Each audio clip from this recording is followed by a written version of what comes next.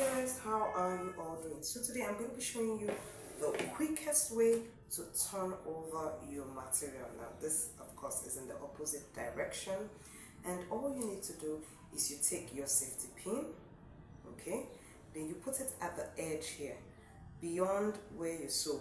This is where I sewed, so I put it at the edge here, then I close it up. A big safety pin will do. What you do is you check the size of the safety pin in accordance to the hole that you have.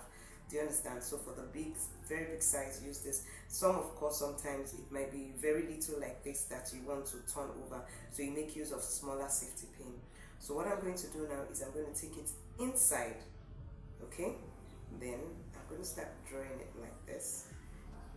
Okay, you can do as much as you can, then drag like that, or you keep on doing like that till you reach the end if it is possible. So like that, like that, like that. Ensure your safety pin is fully covered. If not, if you open it, it will get stuck in the material.